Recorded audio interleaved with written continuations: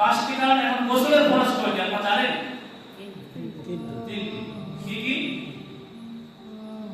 কুল্লি করা, নাকে পানি দেওয়া, আর সারা শরীরে পানি প্রবাহিত করা। মানে বলতে বলে পানি বাহানা, অর্থাৎ পানি প্রবাহিত করা। এখন কুল্লি করা, এই যে কুল্লি করি আমরা, এখানে অনেকগুলো ব্যক্তি আমরা ভুল করি। যেরকম কেউ কুল্লি করে আমি দেখছি, আমি নিজে স্বয়ং দেখছি, এই ফিল্ডে আমরা দিতে আসে প্রায় 6-7 থেকে কমতি করি। কেউ কি করে এরকম করি, মানে অল্প পানি লেওয়ার পরে ঠিক আছে, এটাই মনে করে ওনারা কুল্লি।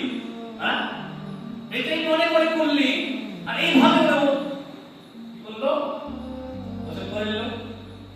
বিরাদানে মিল্লাতে ইসলামে এইভাবে কুল্লি নয়। কুল্লি কিভাবে করতে হবে জানেন? কুল্লি যখন আপনি করবেন, মুখের মধ্যে যতটা পানি ধরবে ততটা পানি আপনাকে দিতে হবে।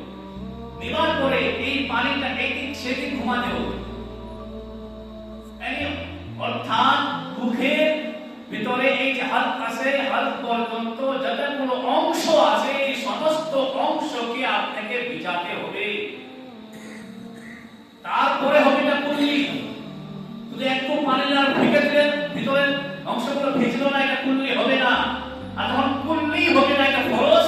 আর যখন ফরজ আদা হবে না, তখন তার গোসল হবে। গোসল যখন হবে না, আমাকে কুল্লি কিভাবে করতে হবে? খুব ভালো পানি নিয়ে ভালোভাবে আপনি কুল্লিটা আগে এদিক সেদিক ঘোরাবেন, তারপরে কুল্লি করবেন।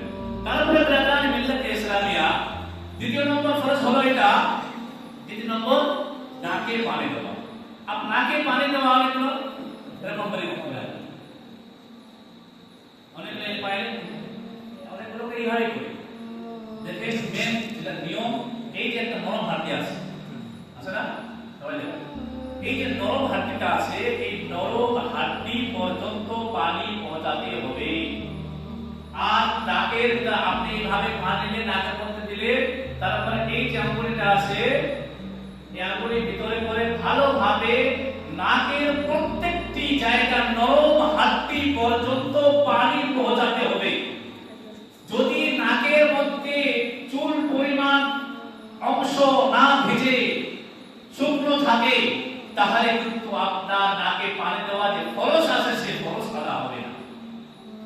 এই জন্য নাকে কোনো ময়লা থাকে, আপনি আগে নয় ময়লাটা বের করবেন, তারপরে আপনি কি করবেন, পানি ভালোভাবে দিয়ে পানিটা মনে রাখবেন যে ফরজ গোসলের মধ্যে, আর ফরজ আমরা না হলে গোসল হবে।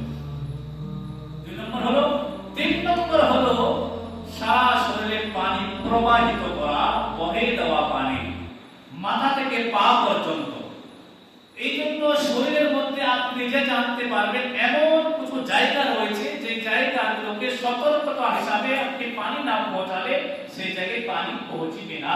যখন আপনি ডোল দিয়ে পানি দেখছেন, আপনি এই জায়গাটা যদি আপনি ভালোভাবে পানি না দেন, এই জায়গা ভালোভাবে পৌঁছবে না। বা আপনার বগলে বা শরীরে আরো অনেকগুলো অঙ্গ আছে, আপনি নিজেই বুঝতে পারবেন যে শরীরের অনেকগুলো অঙ্গ আছে, এই অঙ্গগুলোতে পানি যদি চুল পরিমাণ, অল্প পরিমাণ, মনে রাখবেন, অল্প পরিমাণ যদি আপনার চুল পরিমাণ পানি ভিতরে না ভিজে, চুলের গোড়া না ভিজে, গোসল হবে না।